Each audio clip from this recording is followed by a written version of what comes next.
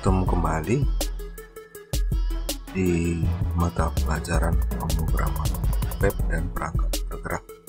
Kali ini pertemuan ke-9 dengan materi CSS bagian yang kedua. Materi kita, tujuan materi itu masih sama seperti materi sebelumnya ya. Pada pertemuan ke-9 ini, yaitu di bagian CSS bagian kedua, yang akan kita bahas atau yang akan kita pelajari itu yang pertama tentang mengubah background dengan CSS, mengatur margin pada CSS, yang ketiga mengatur font dengan CSS, yang keempat mengatur hyperlink dengan CSS. Mengubah background dengan CSS, beberapa hal yang dapat dilakukan untuk mempercantik background atau latar belakang website, yaitu menggunakan gambar. Yang kedua, mengubah warna background dengan bantuan CSS.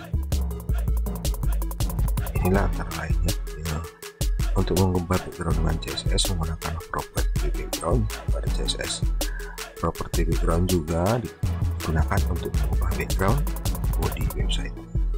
Bisa juga digunakan untuk mengubah warna background pada sebuah elemen HTML yang diinginkan. Berikut ini cara mengubah background.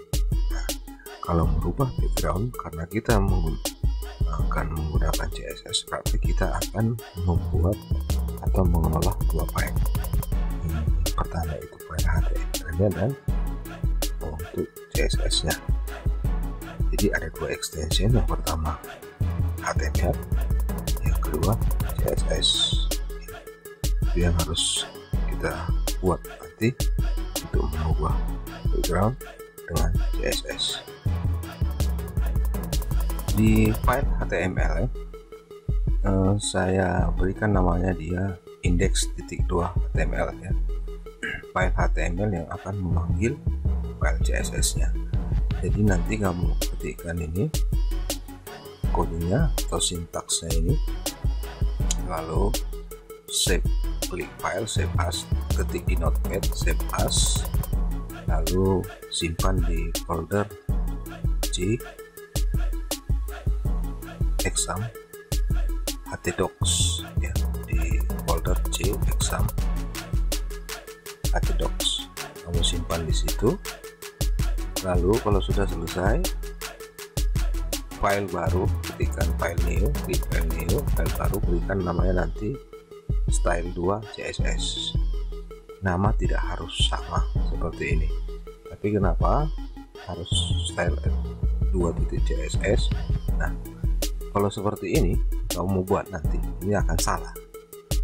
Makanya oleh karena itu harus kamu samakan nama file yang ada di HTML, nama file CSS-nya. Jadi seharusnya ini bukan style.css melainkan style2.css. Jadi harus kamu ketikkan style2.css. Jadi yang benarnya itu seperti ini ya. Ini tadi simpan di notepad index2 HTML ya. Ini yang file indeksnya. Lalu lihat di sini saya buat style2.css.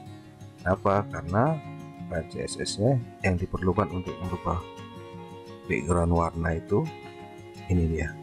Saya beri nama style2.css. Jadi kalau dijalankan nanti yang dipanggil bukan style2.css tetapi index2.html. Itu yang kita ketik di browser kita. Ini kalau diketik di browser, nah ini dia yang dipanggil, ini bukan style2.css. Nah itu kita coba merubah warna background ya, merubah background dengan gambar ya, merubah background dengan gambar sama seperti yang tadi. File new, ketikkan dia nanti sintaks ini, lalu simpan dengan nama index3 .html ya, harus kamu ketikkan .html, kalau enggak nanti dia teks. Jadi ketikkan index3.html, lalu selesai itu simpan, file new, ketikkan yang ini dari body sampai kemari, save as, lalu dan beri nama style3 .css sama seperti ini. Kalau dijalankan nanti, karena kita untuk mengubah background ya, style sheet, maka dia harus yang dipanggil index3.html. Nah, kalau dijalankan dia akan seperti ini, index3.html warna background ya, seperti ini dia. Kenapa seperti itu? Karena codingnya tadi saya gunakan gambar. Gambarnya saya buat di CSS nya nih, body, lalu ada nama filenya saya buat logo Simplasem ya, gambarnya logo Simplasem PNG. Jadi backgroundnya adalah gambar. Menurutnya yang paling penting itu, yang terpenting juga, mengatur margin pada CSS. Margin dan padding merupakan yang paling banyak digunakan dalam mendesain sebuah website dengan menggunakan CSS, karena margin dan padding digunakan untuk mengatur sisi di dalam daripada sebuah elemen dan mengatur sisi sebelah luar dari sebuah elemen. Sama seperti kamu mengetik di Microsoft Word, sebenarnya kamu harus tentukan margin atas, margin bawah, left dan right. Sisi luar margin yaitu satu margin atas ya, atau margin top, margin bawah atau margin bottom. Margin kiri ditulis dengan margin left, margin kanan disebut dengan margin right. Oke, sekarang kita mencoba menggunakan atau mencoba cara penggunaan margin pada CSS. Sama file new, nanti ketikkan dia nanti sintaks ini di bawah ini, semua yang ini yang di kotak biru ini, ketikkan simpan namanya dengan index4.html. Jangan tumpang tindih dengan file yang sebelumnya, index 3. Sekarang saya buat index4.html ya. Nah, ini untuk mengatur margin. Ini ada codingnya, lalu file ini lagi, ketika nanti coding di bawah ini, nama beri nama nanti save as style4.css. Ingat, semua file ini simpan di folder di docs. Kalau dijalankan nanti ya seperti hasilnya akan CSS seperti ini, akan hasilnya akan kamu dapatkan dengan menggunakan index4.html. Coba kita artikan sintaks yang dari tadi itu ya. Arti dari sintaks yang di atas itu, yang pertama pada kotak 2 kita mengatur margin left atau margin kiri sebesar x1 pixel, dan yang kedua pada kotak yang warna biru kita memberikan warna margin secara keluar dari segala sisi sebesar 20 pixel ya. Itu dia yang tadi arti dari sintaks ini.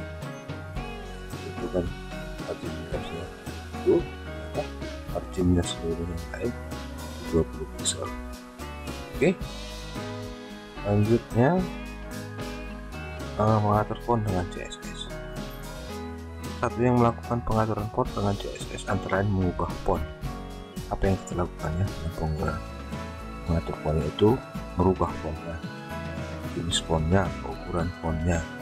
Yang kedua, beberapa sintaks CSS yang digunakan untuk mengatur font. Yang pertama itu ada font size sebelahan, font weight, font family, font style, font color. Nah, inilah beberapa sintaks CSS untuk mengatur font.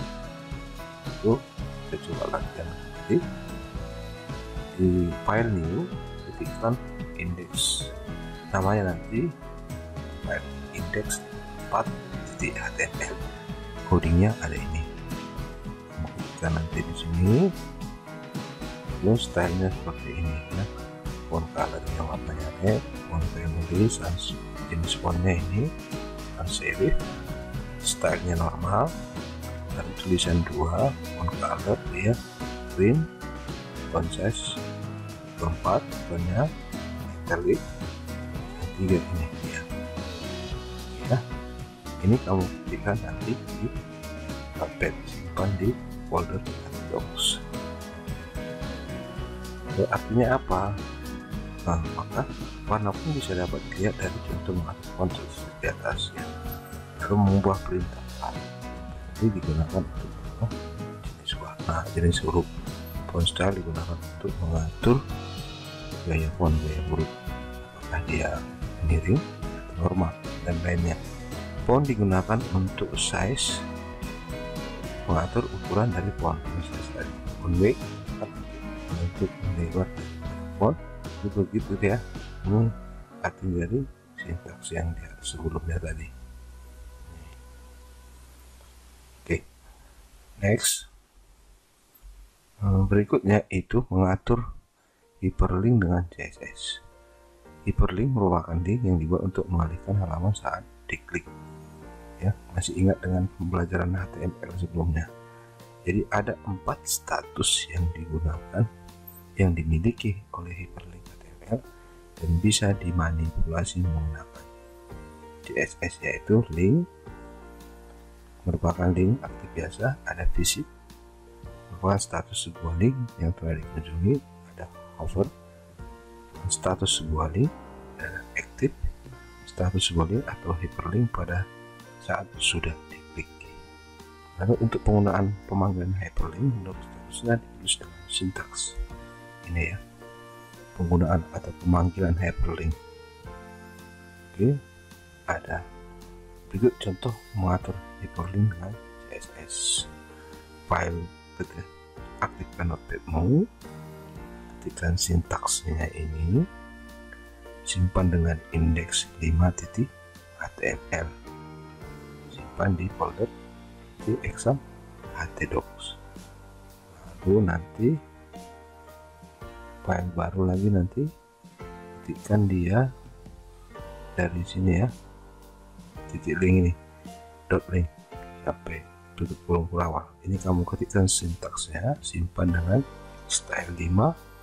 Nah, kalau sudah, tinggal dijalankan di browser, panggillah namanya index 5.html.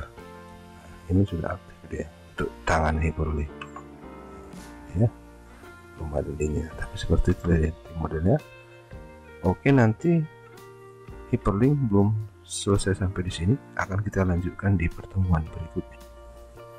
Oke, saya rasa demikian saja pembelajaran atau materi untuk kali ini, pertemuan ke-9 PPP. Tetap di rumah, rajin cuci tangan, dan kalau keluar gunakan masker ya. Sampai bertemu di materi berikutnya. Salam sehat dari saya.